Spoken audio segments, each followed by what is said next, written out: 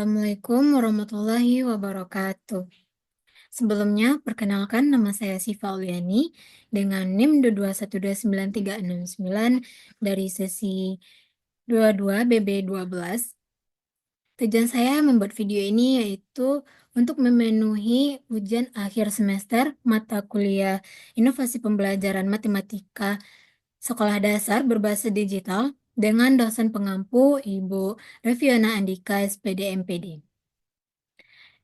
Saya merancang media pembelajaran berbasis digital yaitu PPT interaktif menggunakan aplikasi Canva dan juga terdapat evaluasi yang saya gunakan yaitu menggunakan aplikasi WordWall. Baik, yang pertama ini yaitu PPT interaktif yang saya buat menggunakan aplikasi Canva. Materi yang saya terapkan yaitu mengenai bangun datar segi 4 yang terdapat pada mata pelajaran Matematika SD di kelas 4 pada fase B. Nah, pada cover yang ini, cover awalnya saya buat dengan beberapa elemen-elemen yang saya tambahkan pada aplikasi Canva. Nah, di sini ada tampilan, di sini ada template tulisannya. Nah, di sini di bagian sini ada start. Kita bisa langsung menekan start. Maka kita akan menuju pada halaman menu. Nah, pada halaman menu ini terdapat gambar capaian pembelajaran dan juga TP. Ada juga ikon materi ajar, ikon video pembelajaran, dan juga ikon evaluasi serta ikon penyusun.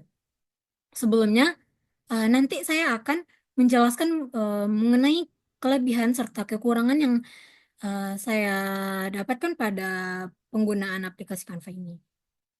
Nah, di sini ada elemen menu. Di sini ada elemen exit. Kalau kita tekan exit, maka kita akan kembali pada halaman yang pertama, halaman utama. Lalu kita tekan start lagi, kita pada halaman menu. Kita masuk pada ikon capaian pembelajaran serta tujuan pembelajaran. Kita klik saja pada gambar ini, maka kita akan lanjut pada halaman capaian pembelajaran serta tujuan pembelajaran. Capaian pembelajaran di sini yaitu ada peserta didik dapat mendeskripsikan ciri berbagai bentuk bangun datar, segi 4, segi 3, segi banyak. Mereka dapat menyusun atau komposisi dan mengurai dekomposisi berbagai bangun datar dengan lebih dari satu cara jika memungkinkan. Lalu, ada tujuan pembelajarannya. Melalui kegiatan pembelajaran, peserta didik mampu menguraikan ciri-ciri bangun datar segi 4 dengan tepat. Demikian tujuan pembelajaran. Lalu, kita klik ini, ada ikon home. Kita klik ini, maka kita akan kembali kepada halaman menu. Lalu, di sini sudah ada materi ajar. Kita klik pada materi ajar. Di sini ada materi ajarnya. Materi yang saya buat yaitu mengenai bangun datar segi 4. Di sini ada definisi bangun datar segi 4 di sini. Kita klik pada icon next ini, maka dia akan next pada bahan materi ajar selanjutnya. Dan begitupun selanjutnya. Di sini ada mengenai persegi, lalu selanjutnya ada mengenai persegi panjang, dan banyak bangun datar segi 4 lainnya. Lalu kita klik home ini, maka kita akan kembali kepada halaman menu. Di sini juga ada video pembelajaran yang saya tambahkan, kita klik. Nah, di sini saya masukkan video pembelajaran yang saya dapatkan pada aplikasi YouTube. Di sini telah ada video pembelajaran mengenai matematika segi 4.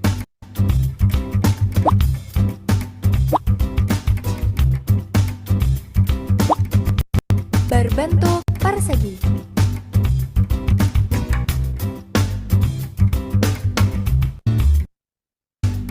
Ini layang-layang. Baik, kita lanjut. Kita kembali kepada halaman home. Di sini juga ada evaluasi. Nah, pada evaluasi ini saya menggunakan aplikasi Wordwall, di mana aplikasi ini banyak terdapat eh, pilihan-pilihan game edukasi yang bisa kita gunakan, yang bisa pendidik gunakan untuk memberikan latihan soal kepada peserta didik. Setelah kita klik link Wordwall itu, kita akan menuju halaman Wordwall. Sebelumnya kita tulis nama kita, lalu kita klik mulai. Di sini ada 10 soal yang berkotak-kotak. Satu kita buka, kita klik. Di sini ada soalnya. Lalu kita jawab, jika benar ada checklist. Jika salah itu ada tanda silang merah. Dan ini ada kotak yang kedua, kita klik. Lalu dapat kita jawab. Nah, jika benar checklist lagi. Nah, ini ada kotak-kotak yang belum terbuka. Berarti itu belum kita jawab. Kita lanjut untuk menjawab soal ketiga.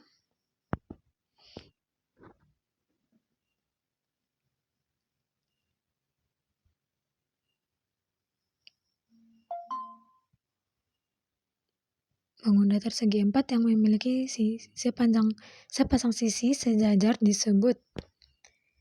Kita jawab jajar genjang. Salah, maka ada tanda silangnya. Nah, jika jawaban salah, yang itu ada gemboknya tadi. Kita lanjut. Nah, ini betul. Nah, jawaban salah tadi kita masih bisa menjawabnya.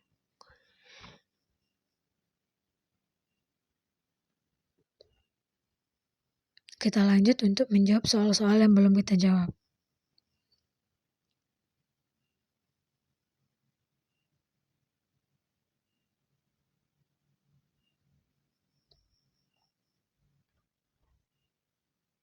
Nama bangun datar di samping adalah trapesium, betul. Lanjut, kita soal ke-8.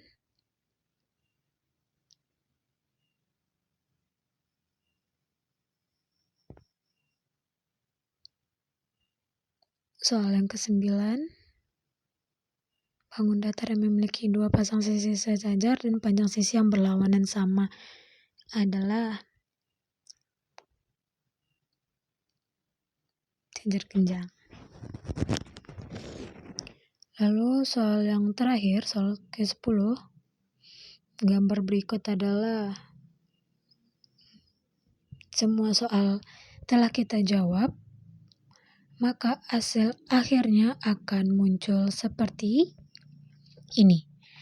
Permainan selesai, skor 10/10. 10 soal yang terjawab dengan waktu 2.17. Di sini ada papan peringkat, kita bisa melihat siapa yang 1, 2, 3, dan seterusnya. Dengan durasi waktu yang kita gunakan, kita klik kembali, kita tampilkan jawaban.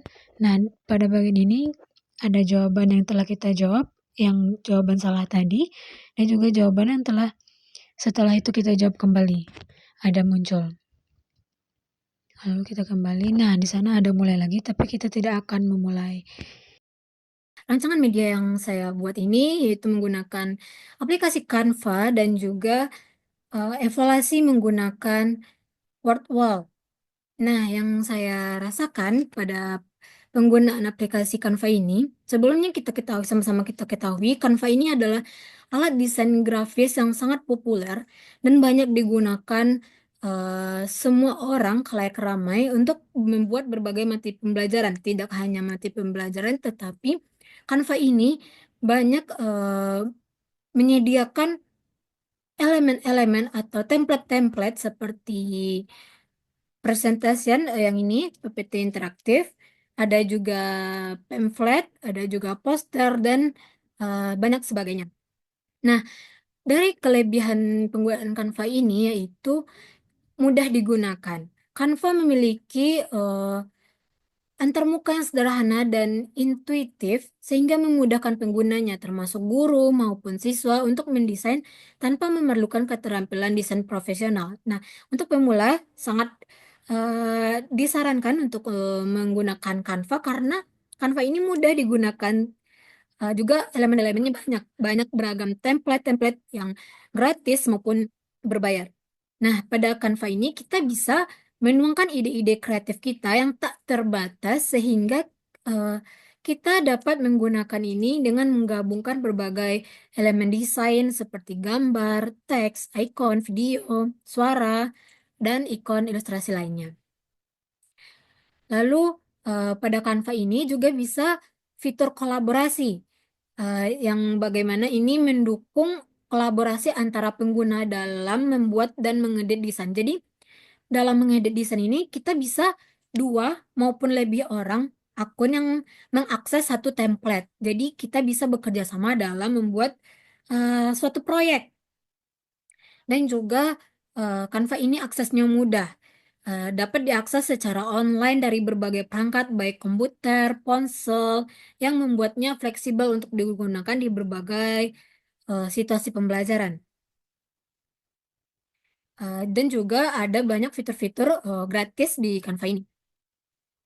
Namun, selain ada kelebihan, juga ada kekurangan dalam penggunaan fitur Canva ini, terutama pada penggunaan elemen-elemennya, karena pada Canva ini juga ada elemen-elemen yang harus berbayar atau premium.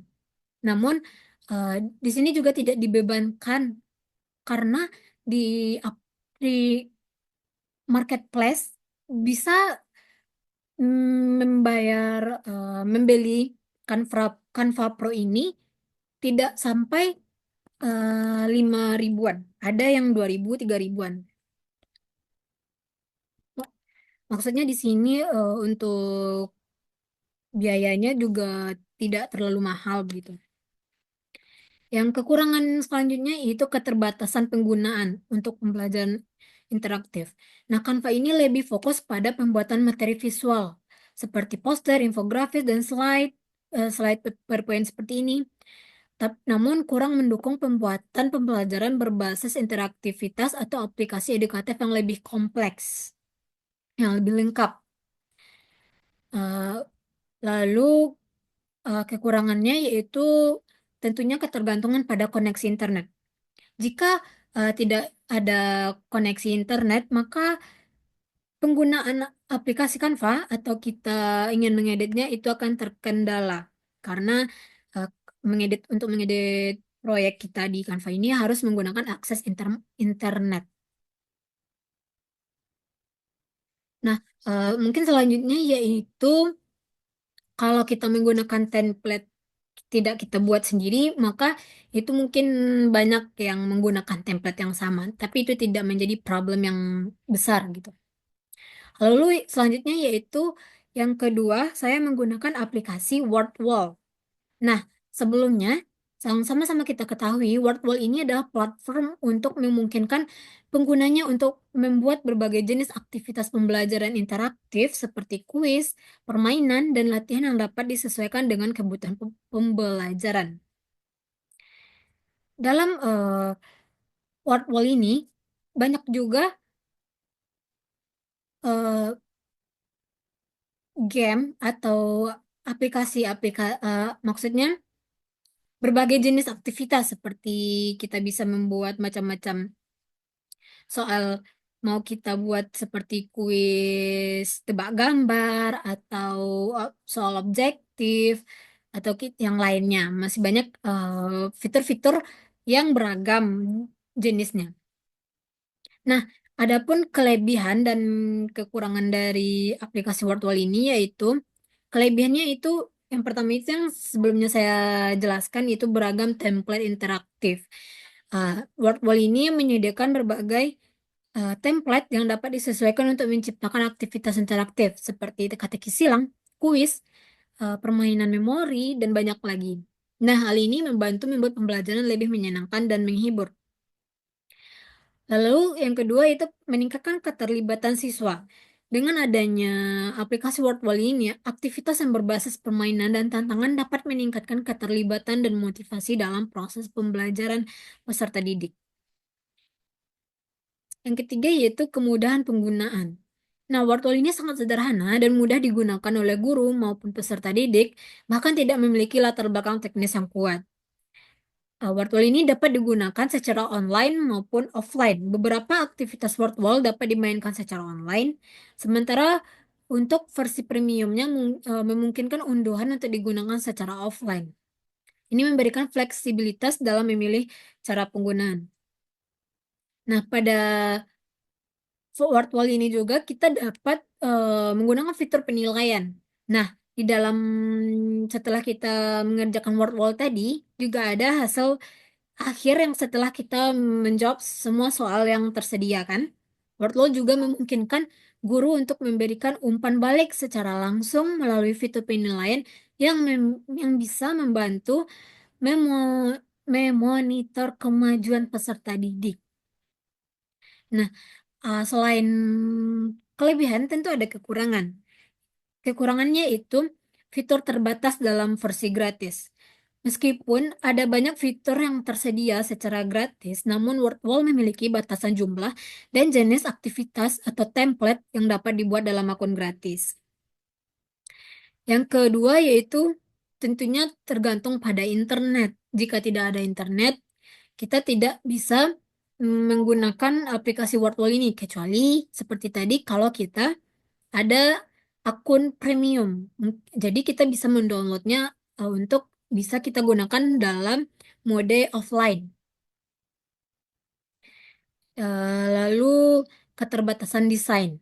Meskipun mudah digunakan, beberapa pengguna mungkin merasa bahwa opsi desainnya terbatas dibandingkan dengan platform lainnya yang menawarkan lebih banyak kebebasan dalam hal visual dan fungsionalitas. Nah, saya lupa tadi untuk menjelaskan bagaimana kita bisa mengakses dua aplikasi yang telah saya jelaskan tadi, yaitu Canva dan juga Wordwall. Untuk Canva sendiri, kita bisa mendownload aplikasi Canva melalui Play Store maupun App Store. Dengan mengetikkan Canva, maka akan keluar aplikasi Canva. Kita bisa masuk ke aplikasi Canva menggunakan akun Google. Eh, saya memasukkan akun Google ke Canva, jadi saya bisa mengedit di aplikasi Canva. Begitupun dengan Wordwall. Kita mengaksesnya di Google. Kita ketik di Google, mencari Wordwall. Jadi kita masuk ke web Wordwall-nya, kita masukkan akun Google juga. Jadi setelah kita masukkan akun Google, jadi kita bisa mengakses Wordwall tersebut dengan berbagai fitur-fitur yang ada. Baik, sekian yang dapat saya sampaikan mengenai rancangan media pembelajaran yang saya buat untuk mata pelajaran matematika SD. Yang saya buat yaitu menggunakan aplikasi Canva dan juga Wordwall dengan materi bangun datar segi 4 pada fase B kelas 4. Kurang dan lebih, saya mohon maaf. Sekian dari saya. Wabillahi taufiq wal hidayah. Assalamualaikum warahmatullahi wabarakatuh.